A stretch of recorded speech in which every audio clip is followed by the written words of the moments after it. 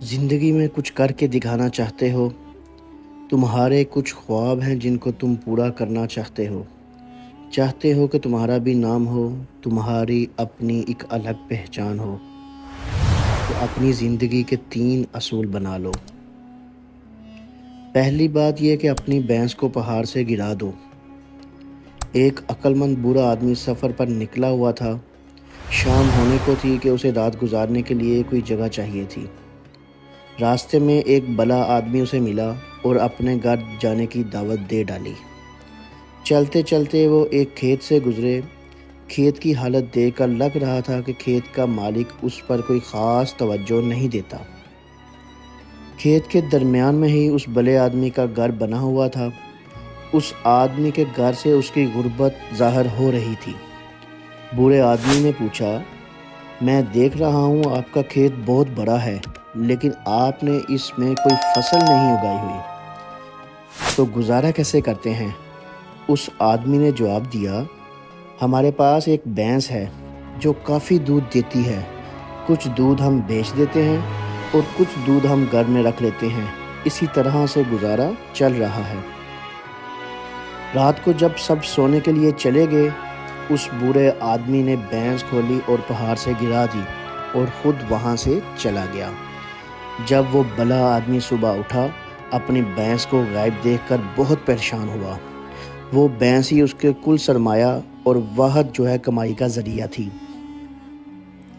کافی دیر اس کو کچھ سمجھ نہیں آئی کہ وہ کیا کرے۔ پھر ایک دن اس نے فیصلہ کیا۔ اس نے کھیتوں میں ہل چلانے کا فیصلہ کر لیا۔ ہل چلا کر اس نے بیج بوئے۔ اس کی فصل بہت اچھی ہوئی اور وہ خوشحال ہو گیا۔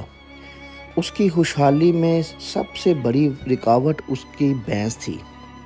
وہ بھینس کے دودھ سے ہی مطمئن تھا۔ وہ بھینس اس کا کمفرٹ زون تھی۔ جب بھینس نہیں رہی تو اس نے کچھ کرنے کا فیصلہ کیا۔ دوستو، اسی طرح ہم سب کی زندگیوں میں کوئی نہ کوئی بھینس ہوتی ہے جو ہمیں آگے بڑھنے سے، زندگی میں کچھ کرنے سے روک دیتی ہے، جو ہمارا کمفرٹ زون ہوتی ہے۔ اس لیے آگے بڑھنے کا پہلا اصول یہ ہے کہ اپنی بھینس کو پہاڑ سے گرا دو، اپنے کمفرٹ زون سے باہر نکلو۔ دوسرا اصول یہ بنانا کہ زندگی میں آنے والی مشکلوں کو اپرچونٹی بنانا سیکھ لینا۔ ہر مشکل کے اندر ایک موقع ہوتا ہے، ایک اپرچونٹی ہوتی ہے۔ دوستو، ایگل ہمیشہ تیز ہواؤں کی، طوفانوں کی تلاش میں رہتا ہے۔ جب کبھی تیز ہوائیں چلنا شروع ہوتی ہیں، بادل اکٹھے ہونے لگتے ہیں، تو یہ بہت ایکسائٹیڈ ہو جاتا ہے۔ یہ اس طوفانوں کی طرف ٹریول کرنا شروع کر دیتا ہے جہاں باقی پرندے طوفانوں سے ڈرتے ہیں، اپنی زندگی بچاتے ہیں، گھونسلوں میں چھپ جاتے ہیں۔ یہ اس طوفانوں کے اندر گھس جاتا ہے۔ یہ ان طوفانی ہواؤں کا استعمال کرتا ہے اور اونچا اٹھنے کے لیے اور بلند ہونے کے لیے۔ دوستو، ایگل ہمیں سکھاتا ہے کہ راستے میں آنے والے پتھروں سے ٹکرا کر گرنے کی بجائے ان پر چڑھ کر بلند ہوا جائے۔ ان پتھروں کو اپنے لیے رکاوٹ سمجھنے کی بجائے اپنے لیے سیڑھیاں بنائی جائیں۔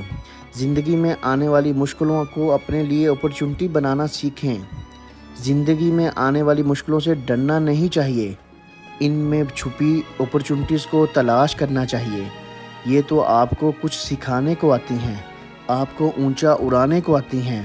اور دوستو، کامیاب شخص وہی ہے جو طوفان آنے سے پہلے ہی بندوبست کر کے رکھے، بارش ہونے سے پہلے ہی چھتری خرید کر رکھے۔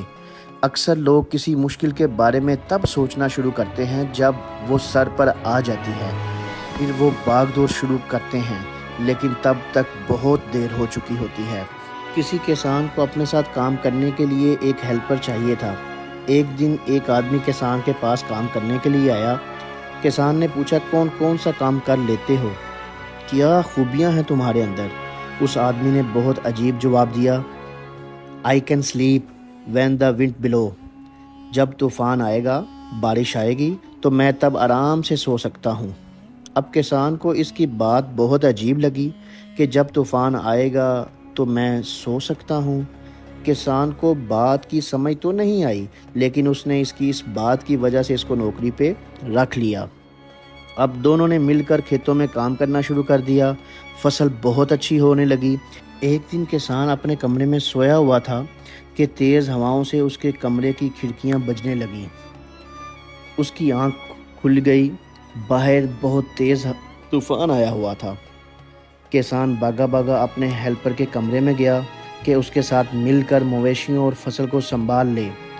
وہ آدمی جو اس کا ہیلپر تھا وہ آرام سے سویا ہوا تھا۔ کسان نے اس کو غصے سے اٹھایا کہ باہر طوفان آیا ہوا ہے، فصل کو سنبھالو، مویشیوں کو سنبھالو۔ تو وہ ہیلپر بولا کہ جاؤ، جا کے سو جاؤ، میں نے پہلے سے ہی سنبھالا ہوا ہے، محفوظ ہے۔ تو تیسرا اصول یہی ہے کہ مصیبت آنے سے پہلے ہی اس کی تیاری کر کے رکھو۔ بارش کا موسم شروع ہونے سے پہلے ہی چھتری خرید کر رکھو، نہ کہ جب مصیبت سر پر آ جائے پھر تیاری شروع کرو۔